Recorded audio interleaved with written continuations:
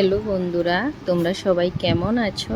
আশা করি খুবই ভালো আছো। আমিও খুবই ভালো আছি। তো দেখো, সকাল থেকেই কিন্তু আমাদের এদিকে খুবই বৃষ্টি পড়ছে। প্রচণ্ড গরমের পরে এই বৃষ্টিটা কিন্তু অনেক আরাম দিয়েছে সবাইকে। তো রান্না বান্না স্টার্ট করে দিলাম, ভাত বসিয়ে দিলাম। দেখুন, এখানে বেগুন কিন্তু আমি কেটে ভেজে নিচ্ছি। সো কি রান্না করবে চলুন দেখুন। আপনারা সবাইকে আমি দেখাচ্ছি। দেখুন, বেগুন এখানে আমার ভাজা হয়ে যাচ্ছে। এখানে আমি মাছ ভাজা করে নিয়েছি। আর ওই জানলা দিকে তাকিয়ে তাকিয়ে দেখছিলাম, বৃষ্টিগুলো খুবই ভালো লাগছে। আর দেখুন, এখানে আলু দিয়ে বেগুন দিয়ে কিন্তু আমি মাছ রান্না করব। আলু ভাপা করে নিয়েছি। আর এই শাকটা চেনেন তো, আমরা কিন্তু এটাকে ঢেঁকি শাক বলি। অনেকে হয়তো অনেক কিছু বলেন, আমরা এটাকে ঢেঁকি শাক বলি। এটাকে দিয়ে কিন্তু পাতুরি বানাবো। পাতুরির রেসিপিটা আমি যতটুকু পারবো ভিডিওর মধ্যে বলতে আমি বলে দিব। আর এইটা কিন্তু মাছের তেল। আমি ভালোবাসি না, তবে আমার হাজব্যান্ড খুবই ভালোবাসে।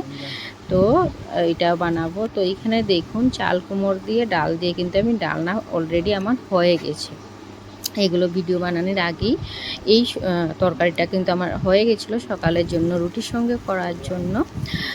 আমাদের বাড়িতে সকালে রুটি হয় প্রতিদিন, ভাত কেউ খেতে চায় না। আর এখানে কিন্তু আমি ওই যে মাছের অল্পটুকু তেল ছিল ওইটা বানিয়ে নিচ্ছি। তেল বানাতে অনেকেই অনেক কিছু কি পেঁয়াজ লঙ্কা তো সবাই দেন, হ্যাঁ কেউ কেউ বেগুন দিয়ে দেন। তবে আমার ঘরে যেহেতু ও একাই খাবে, তো আমি আর এটাতে বেগুন দিলাম না। এমনিতেই ওই তেলটা ঢেলে দিলাম। আর তার মধ্যে লঙ্কা গুঁড়ো, হলুদ আর নুন দিয়ে দিলাম। তো ওইটার থেকেই তেল ছেড়ে দে, তার জন্য বেশি তেল দিতে নাই, না হলে ওই তেলটা আরও ফালাতে লাগে। আর এখানে দেখুন, ঢেঁকি শাকের জন্য আমি কিন্তু সর্ষের তেলের মধ্যে শুকনো লঙ্কা ফোড়ন দিয়েছি, কালো জিরে ফোড়ন দিয়েছি আর পেঁয়াজ ফোড়ন দিয়েছি। এই শাকটার পাতুরি কিন্তু পেঁয়াজ দিয়ে করলে খুবই টেস্টি হয়। আর অল্প আলু আর শাকটা যেটা আমি কেটে রেখেছিলাম ওইটা কিন্তু হলদি লবণ দিয়ে ভালো করে ভাজা ভাজা করে নেব। এটাতে কিন্তু জল টল এখনো দিব না, না হলে শাকটা কিন্তু অল্প পিছলা পিছলা টাইপ হয়ে যায়। তো দেখুন, এখানে কিন্তু আমার শাকটা অলমোস্ট ভালো করে ভাজা ভাজা হয়ে গেছে। আর এখানে আমার মাছের তরকারি বানানোর জন্য আমি তেল দিয়ে দিয়েছি, পেঁয়াজও দিয়ে দিয়েছি।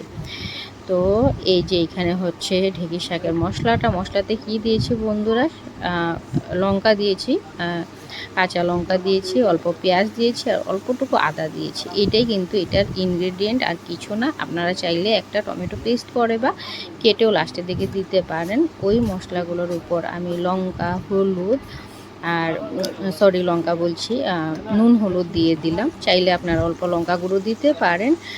তো ওইটা দিয়ে ভালোটিকে নাড়াচাড়া করে নিব।